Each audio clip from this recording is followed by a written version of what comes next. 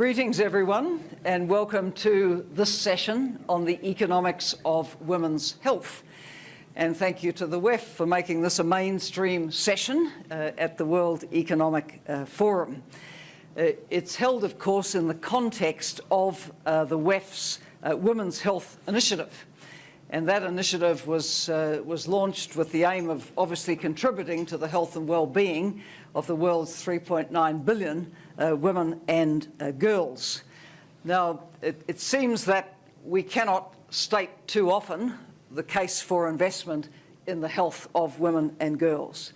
All the evidence tells us that obviously not only is it a good thing in its own right for women and girls, but it contributes to the overall economic performance of countries, families, that healthier women are part of more successful, more educated, more productive societies, that families with improved reproductive and maternal health are families which can report higher earnings in the longer run, that every dollar we spend on family planning services, and Natalia no doubt will talk more about this, just has so many return benefits in many ways for health and economies. So all up, it's a good thing, but why isn't there more of it is then the question that immediately follows. And I guess those are some of the issues we want to explore with our panel today. Let's also acknowledge what an appalling setback COVID has been for the health and well-being of women and girls, not only in loss of access during lockdowns in many countries to reproductive and sexual health services, but also the many millions of girls that we're told will never go back to school after the lockdowns because of impoverishment of families, the domestic violence that came from it, the list is long. So we've got setbacks and we've got big challenges with the Sustainable Development Goals and gender equality. But let's hope from the combined wisdom of our panel today, we can go away with some insights and ideas as to how things can be speeded along. So, wonderful panel. I have right next to me the Minister of Women and Child Development of India. Next to the Minister is Kevin Ali, Chief Executive Officer and member of the Board of Organon. Then, next to Kevin, Natalia Kanem of the UN Population Fund, Executive Director, and way along the end, almost out of sight, but definitely not out of mind, is Mark Sussman, Chief Executive Officer of the Bill and Melinda Gates Foundation. And let's acknowledge what tremendous supporters the Gates Foundation has been of investing in women and girls. So, Minister, can we start with you? There's a need to have high-level political engagement in order to create a healthier, gender equitable and child-centred world. Tell us from your perspective why you think investing in women and girl child development should be such a priority. I think that if we lead from example and expressions of many policy interventions in India with respect to health per se, there are a few takeaways from that experience. The world's largest and one of the most expansive healthcare programs in India is currently underway, called the Ayushman Bharat Yojana, which covers 100 million families from marginalized communities, from low-income group communities. They encompass close to services in 26,000 hospitals across the country, where the government gives free support for medical support in over 1,300 diseases. And at the same time, what it does is that it is transferable with a migration of people from one region to another geography. What it also does is, as it covers the huge expanse of the healthcare needs of those who are marginalized, it also brings to fore many achievements which have a societal impact or which have an impact with regards to some cultural narratives. I'll give you a very small example. People believed that in Indian society, issues such as breast cancer, cancer of the cervix, are not issues that will be popularly spoken of because women would be not as aggressive about their healthcare needs, or for that matter in this segment, not get the adequate support that they so desire. One of the outcomes of the health program called Ayushman Bharat is that in the past 1.5 years, numbers suggest that over 130 million Indian women, because of the support of this very program, have reached out to medical facilities across the country, gotten themselves scanned for cancer of the cervix and cancer of the breast. After scanning, if they are in need of a medical intervention, have received that support from these medical institutions.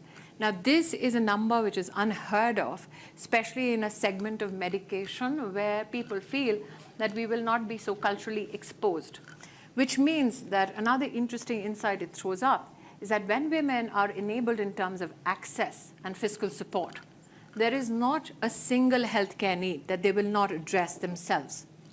The other aspect, which becomes a huge burden in terms of the financial aspects of any family unit, is when you spend on pharmacology. And the Prime Minister was extremely keen to ensure that there is an available infrastructure in every district, in every block of India, which makes sure that any medicine that you need, be it for cardiovascular diseases, be it for diabetes, be it even a stent, it is available at prices which are affordable. Now, that means when you enable a family to save on pharmacy needs, that is an added plus to the family's income. Now, in that matrix, there is a special disposition for 40 female health-related products. Let me give you a small example. Never in the history of my country, from the ramparts of the Red Fort on Independence Day, has any Prime Minister spoken of the availability of a sanitary pad for ₹1. That a male Prime Minister, and with all my respects to the gender that I'm speaking of, could give India our first menstrual hygiene administrative protocol. So when we talk about how to put the gender agenda at the forefront of healthcare, do we only take the refuge of, let's say, an insurance-based program like Ayushman Bharat? No. Where is the legislative need or gap that needs to be filled to complement our efforts of gender justice? For 4 decades in my country, there was a bill pending, legislative support, which basically pronounced support through administration and medical communities for medical termination of pregnancy at 24 weeks. That it passed both houses of parliament without a whimper from any man or any political entity speaks volume about the maturity of the Indian populace and polity with regards to medical needs for women. That we have now enhanced maternity benefit for working women to up to 26 weeks is also something that we celebrate as women in my country. Apart from that, I think that there is a conscious effort on behalf of the government to ensure that the whole life cycle needs of a woman's health is looked after by every government entity. For example, I lead the Gender Ministry in India. We run the world's largest nutrition program in the world. The Prime Minister started a flagship program, which is an amalgam of 18 ministries in the government of India. It's never happened before. And we, through our technology engagement, service the needs and nutritional delivery at the doorsteps for 120 million Indian women and children below the age of 6. It is a collaboration between citizens and government, but it is a collaboration which has done us well, especially in the pandemic.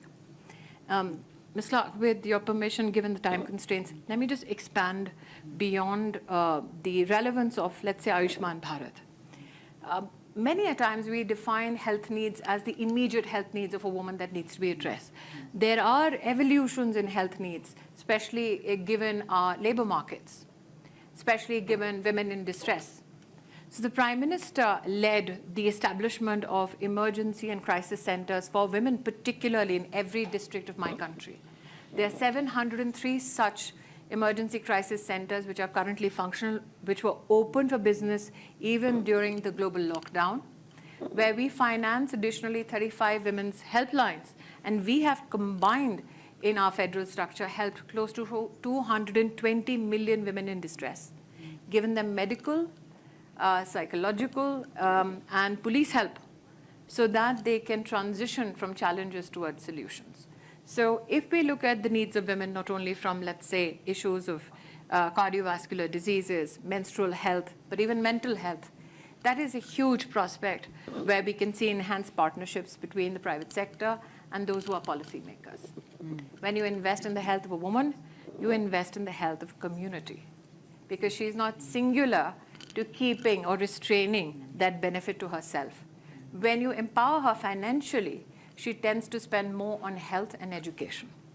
So let's look at the healthcare from both perspectives, not only from the infrastructural engagement, but also when we fiscally empower women in other segments of society, we give them more purchasing power in the health sector.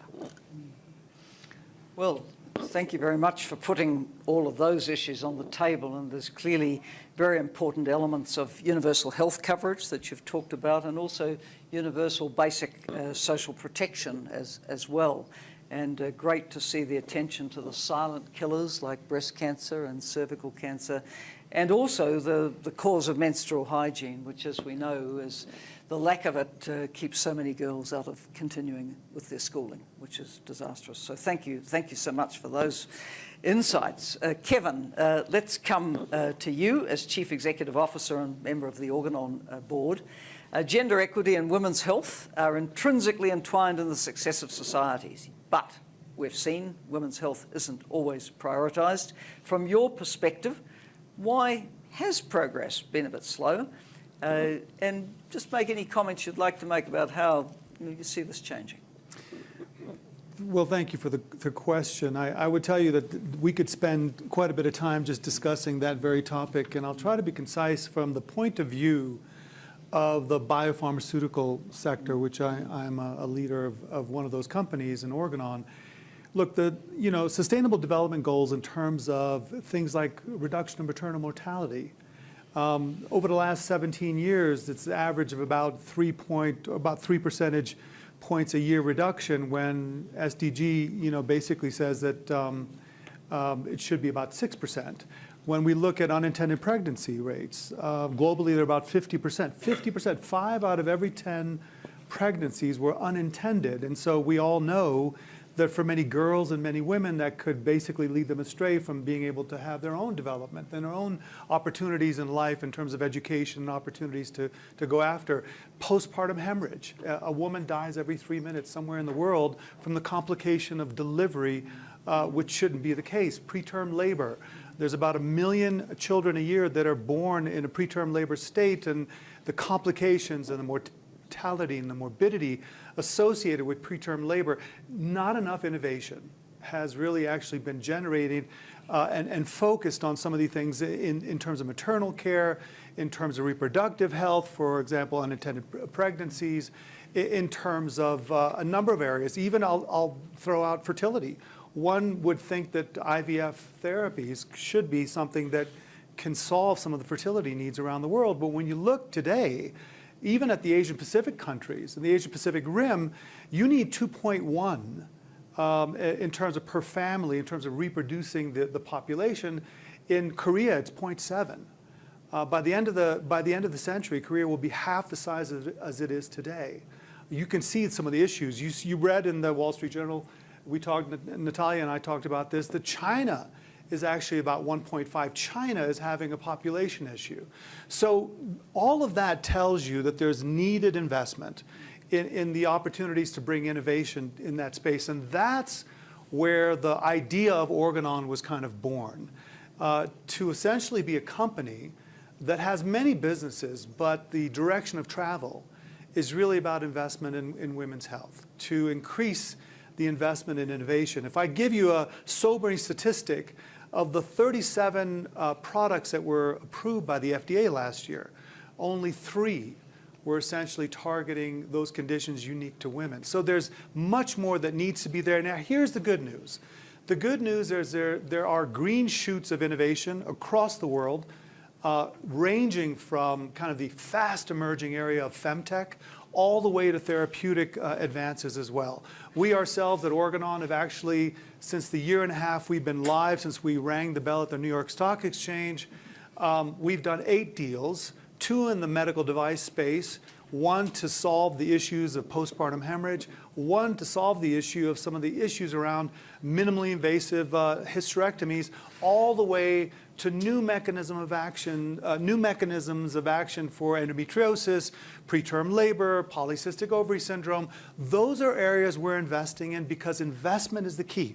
Now, the reason there hasn't been investment over the years is very simple. Our industry, the pharmaceutical industry, is usually not gender focused.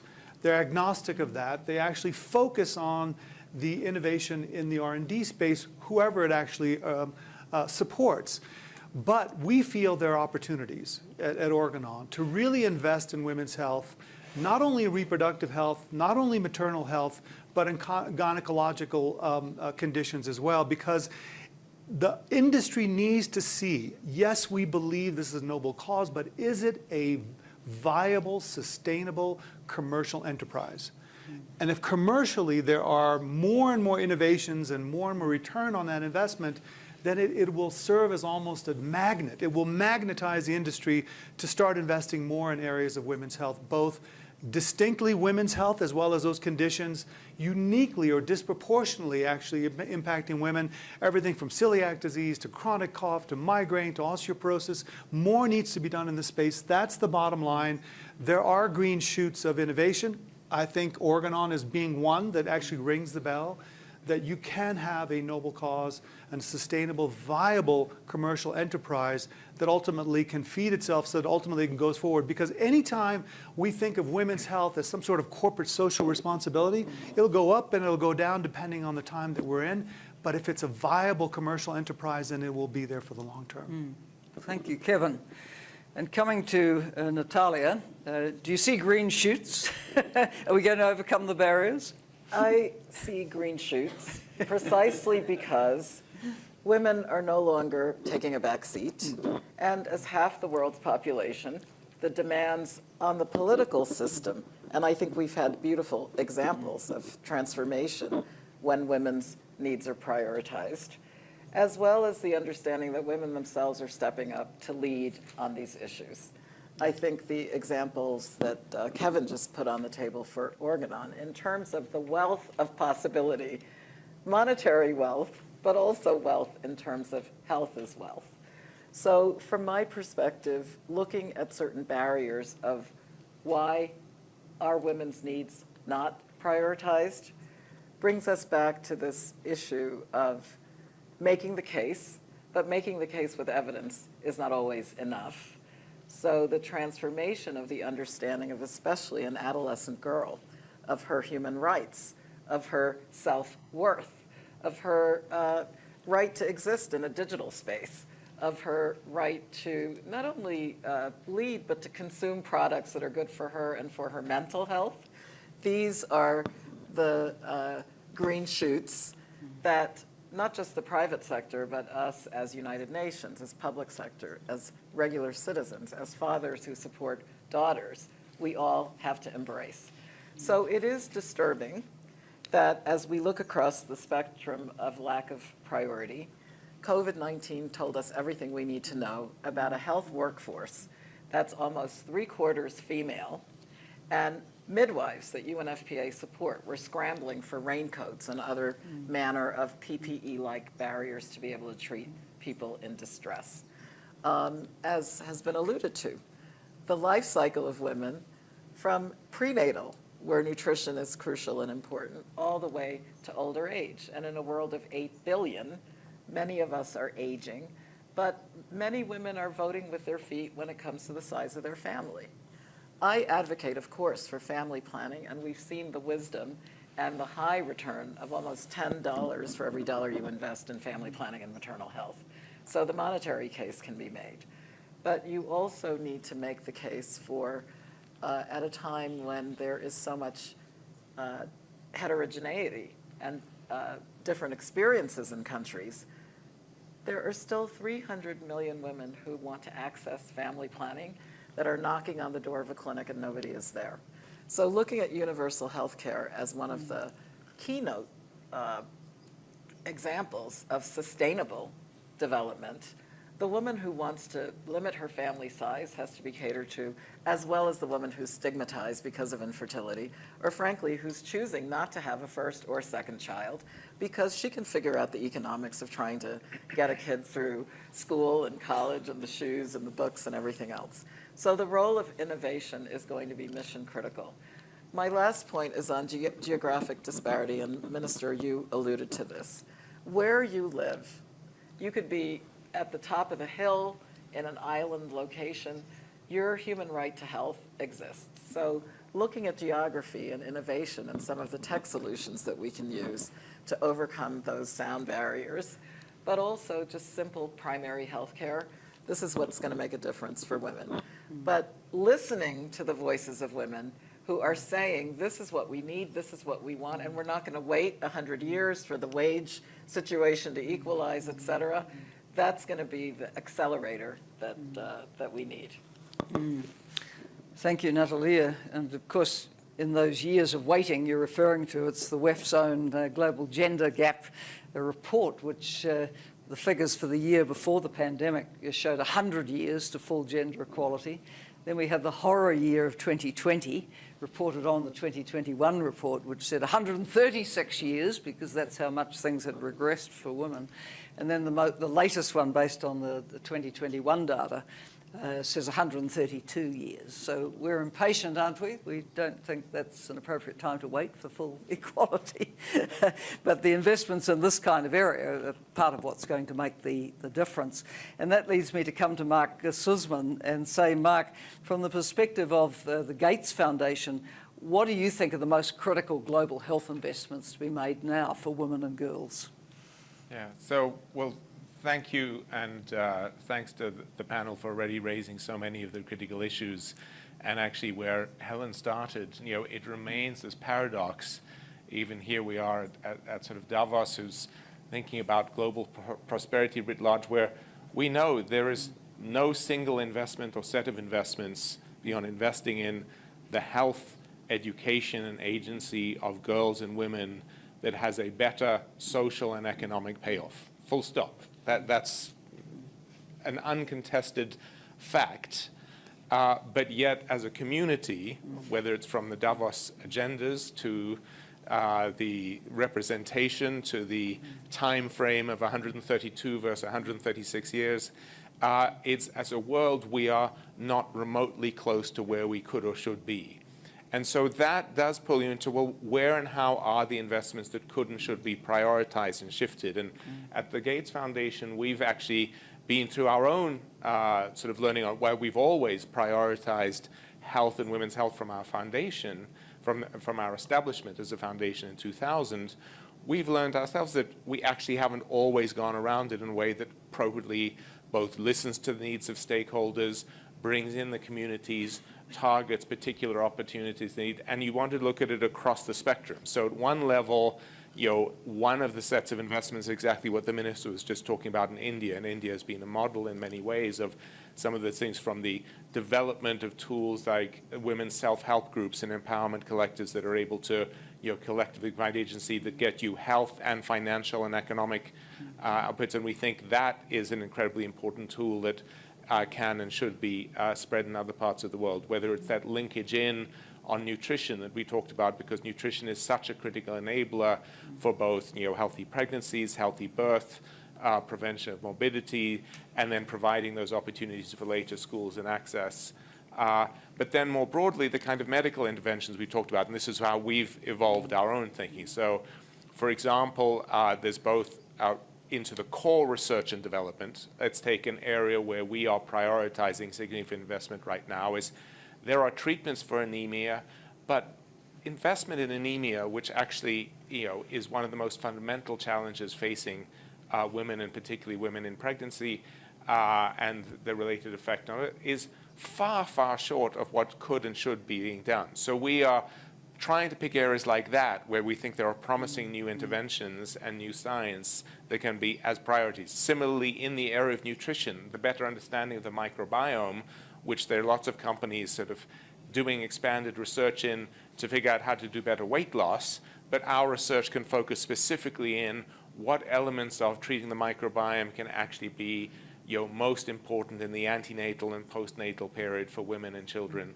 And can you have, again, some transformative investments? And we actually think the potential there is huge. And so that's the kind of example of scientific areas where a foundation like ours can prioritize and target research and development, which is not naturally going there from private companies or others, even though, arguably it could or should be, but we think could have a disproportionate effect. But it's not just the development of the products.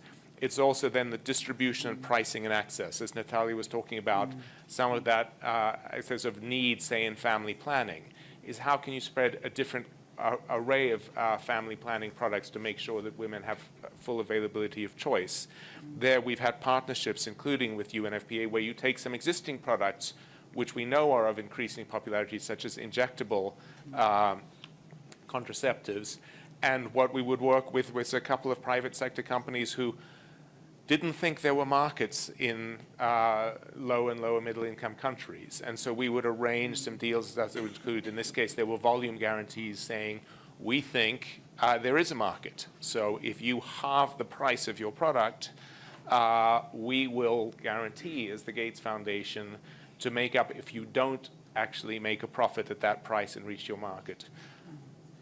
They made a profit, they met their market, twice as many women got access to the product as they would.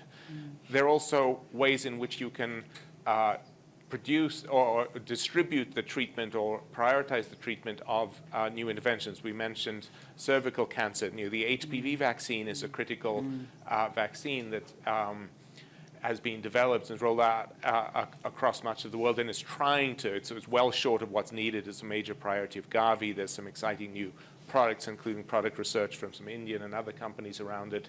At the Gates Foundation, we were able to provide and do some research as a public good, which showed the efficacy of a single dose of HPV is as much as the current thing of multiple doses. That basically allows you to vaccinate twice as many children for the same amount of. Again, it's a study that anybody could or should have done, potentially.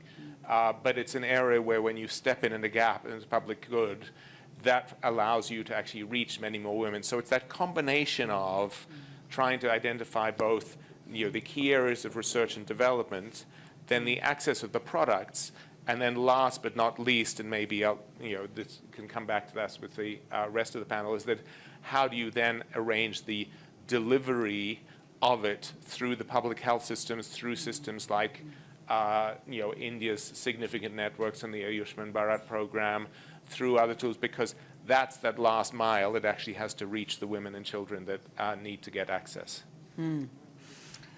Yes, and indeed a role of foundations, I think, to look for those niches which aren't being picked up necessarily by others and show what can be done. So thank you for those insights. I'd like to bring our audience in. We've got a full room and the hands are going up already, and we'll be gender equal in what we take. So there, you're first and you're next. Please introduce yourselves. Sure. Yeah, and maybe do you want to wait for the microphone and maybe stand up so people can see you as well. Hello, everyone. I'm Sangu Deli from Ghana, and I'm a healthcare entrepreneur. I run a tech-forward healthcare system with 65 hospitals and clinics across Africa, and we serve 1 million patients. So when it comes to this issue of women's health in particular, on the African continent, we're about 1.3 billion today. We're about 16% of global population, yet we're responsible for 25% of the global disease burden. We only have 3% of global healthcare workers and 1% of global healthcare expenditure. Yet if you look at demographic projections, by 2050, 1 in 4 people globally will be African. 70% of the world's youth globally are going to be in Africa. In fact, more people are going to enter the workforce in Africa that year than the rest of the world combined. So literally over the next 2 decades and change, we expect over 1 billion babies to be born in Africa. Yet, if we look at what's happening with our doctor-to-patient ratio and the chronic shortages that are starting to happen in the West, every single day, the biggest challenge I have in my hospitals are doctors and nurses being poached to go overseas. Yet we're the continent that needs these resources the most. So pragmatically speaking, what can we do to ensure that the continent that is going to be the world's future and is going to produce the future workforce will be able to have the right infrastructure and the right personnel to be able to build our healthcare future. Thank you. Natalia, can I give you a go at that one? Well, you've absolutely succinctly gotten to the heart of the matter, which is equity and also the question of the future of the global world, because Africa, in a sense, leads in the disease burden, but also the innovation, the imagination, and those young people who have to be equipped also come from Africa, and Asia, too, will be part of the burgeoning population increase. But the rights and choices of an individual girl, but also of the nurse, the doctor, et cetera, being buttressed at home makes so much more sense than trying to export them and or play the catch-up. So the wisdom of the African Minister of Finance, the health system, universal health coverage system, of building a workforce, for example, midwives, who were trying to double the availability of midwifery, looking at primary care, but also making it more attractive for the workforce, and many of them, the preponderance of them being female, is part of the solutions orientation that our panel represents today. And I think that solution is coming from private sector actors who are the bulwark of the health system in Africa like everywhere else. So the donated contraception that UNFPA provides is all very well and good, but women are paying for services. So thank you for the question, and I think that really well summarizes the urgency of the types of innovation and social policy that we tried to put on the table. Christina. So, thank you. Can you hear me? Okay. Yes. I'm Christina Lloyd, and I'm the global leader of the Pharynx Reproductive Medicine Maternal Health portfolio. And first of all, I would like to thank all of you here, and I'm really happy that Pharynx is a part of co-championing this forum's flagship, this initiative, which we're really proud of being here. And I also would like to thank Organon for joining us here and together, and then you and UNFPA and Howard School of Public Health. So that's fantastic. So we are here in this coalition to try to work together. And I think we are sitting here and everything we say, should nobody say no, we don't need that. Why don't we turn everything upside down? We have to create a common narrative. And this is also what we are doing in this coalition. And we are also creating a white paper based on data, investments cases, and we are trying to build business models that everyone can understand. So, I would also like to say that listening to everyone here, I'm a gynecologist and obstetrician myself. I've actually been saved lives during my days. And then I was in healthcare with good equipment, medicine, and everything. So I do understand this is the purpose, and this is also what we as actually competitors are working together, and this is the beauty of it, I think.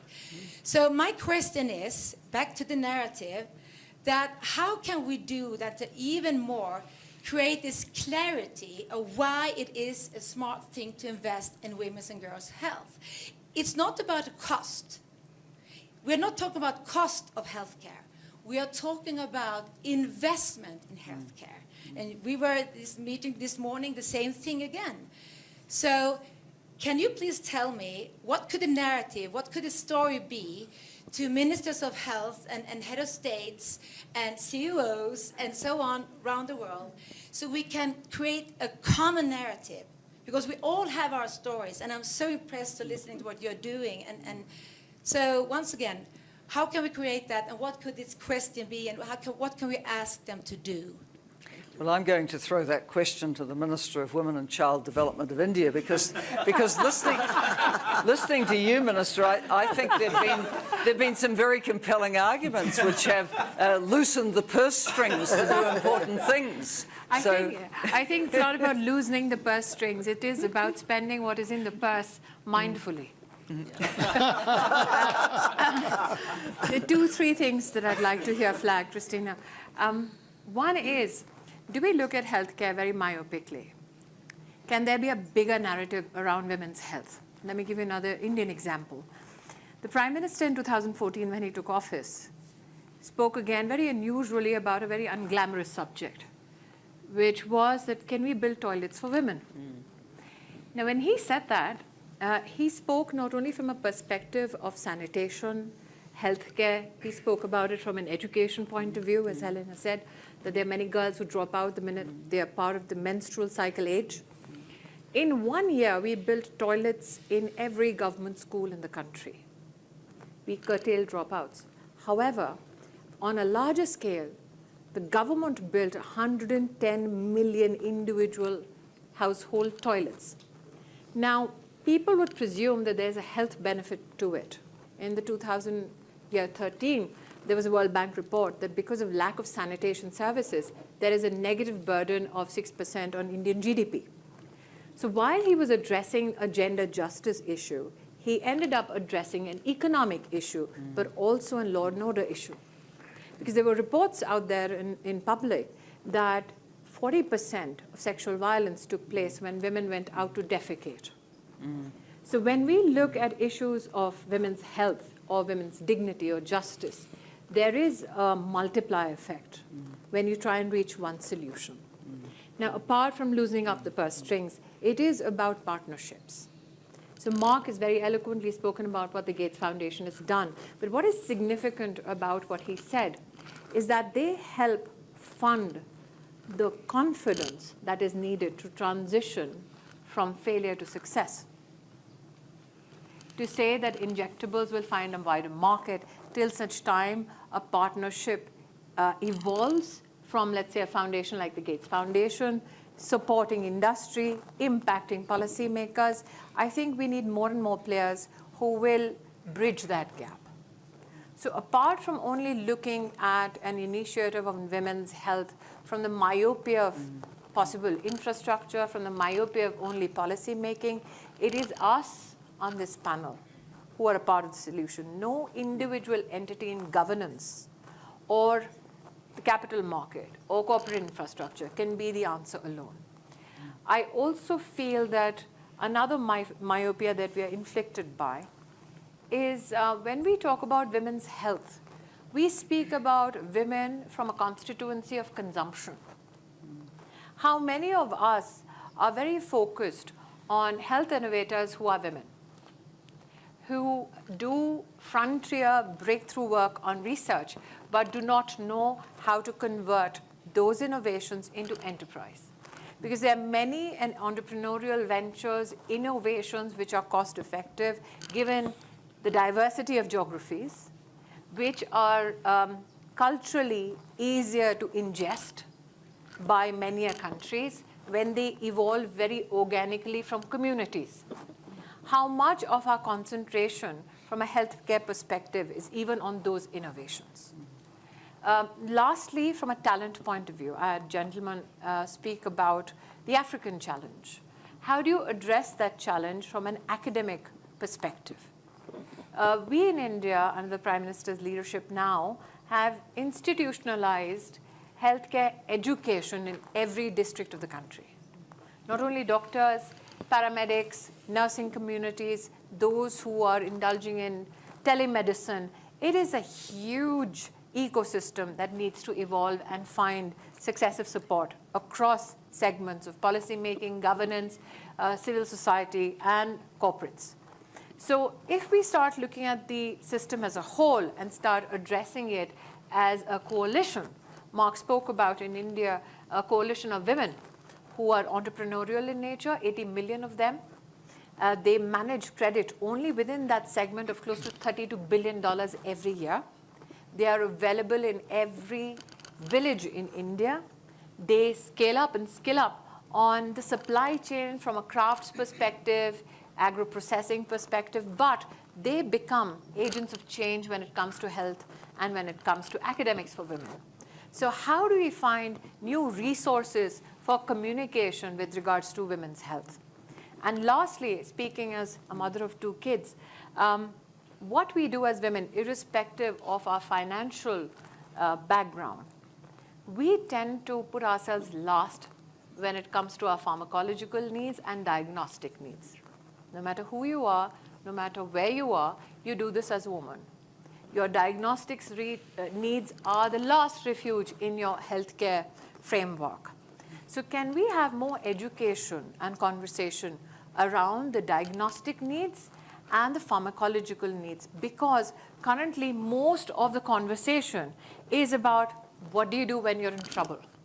How much are we investing or how much are we strategizing with regards to preventive healthcare when it comes to women and young girls?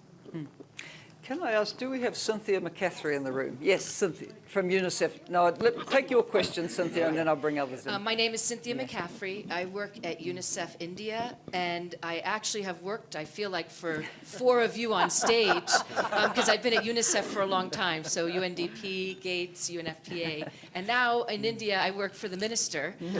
So we're a partner, but we're very proud to help implement the incredible, very tangible initiatives that, as you talked about, Anyawandi, frontline workers, for example, getting people trained. My question is picking up on this point about women are beneficiaries, but how to make them more of the shareholders and the decision makers around healthcare so that they're the real players when it comes to building this global health ecosystem. Let's start with Mark down the far end. I can still see you. Yeah, well, I mean, it's a great set of questions, and that is the fundamental issue. And you know, there's no one set of interventions. It's a whole scale of interventions from, you know, the models and examples that you do address and bring in at a policy level with, you know, finance ministers and prime ministers, you know, who often don't have the same kind of leadership that the minister was talking about in India, need to be educated as to why and how this is so critically important, and you can link in those economic issues. It's about proving the products and the models so that you can show that that's true whether you're at a district level, whether you're for the communities themselves, for mothers to know if you're, you know, investing in this, in the nutrition of your children or whatever it might be, you're going to get these outcomes, and then you've got the tools and things available for them. But it's also about, you know, I started with that sense of a women's sense of sort of agency and purpose, and we know that that is still such a fundamental barrier for a whole range of those going well beyond healthcare. But to take one example, that, you know, by putting all of our health areas together, our maternal child health areas, into a wider gender equality team, which we did a couple of years, linking it to our women's economic empowerment, it's allowed us, for example, to do work which we'd been meaning to do for a while, but it had been completely siloized for adolescent girls and young women, where you say for the agency for prevention, for example, we know that the highest incidence for HIV incidence remains 16 to 24-year-old young girls and women, particularly in sub-Saharan Africa.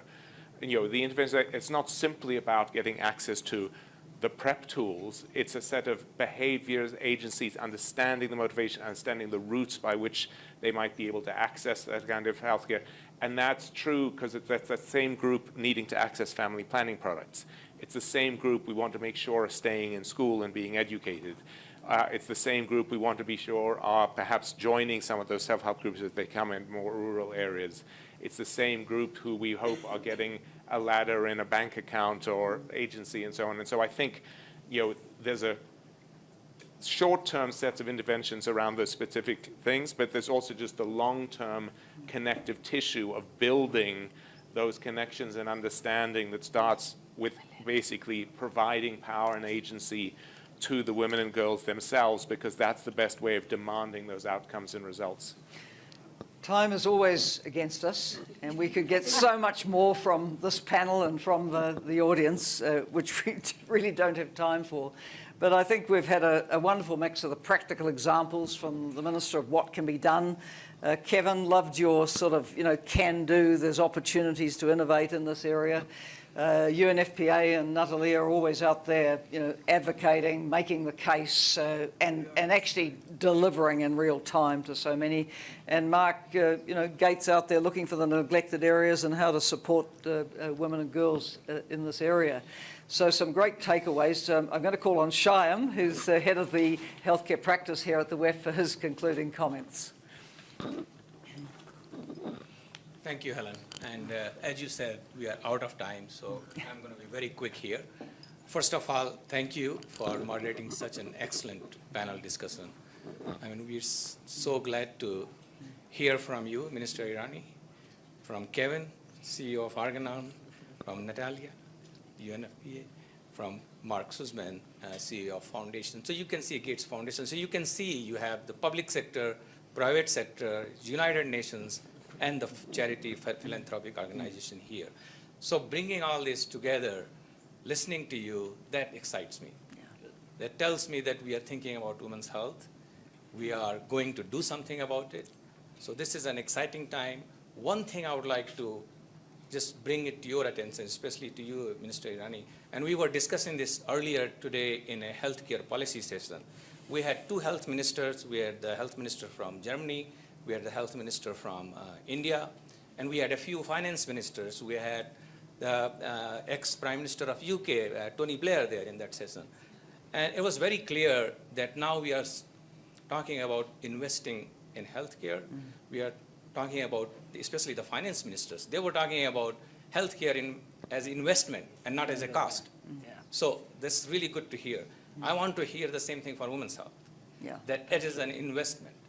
And like our ex-Secretary General Kofi Annan, UN Secretary General, said, investing in women is reducing poverty. That's right. So that is very important, and it's happening now. So on the G20 side, I know India is holding presidency for G20 for this year. We have been talking to Ministry of Health and Welfare. I think it would be great for us, all of us, to lobby to highlight women's health as one of the health agenda for G20. So that would be my request to you. Done. And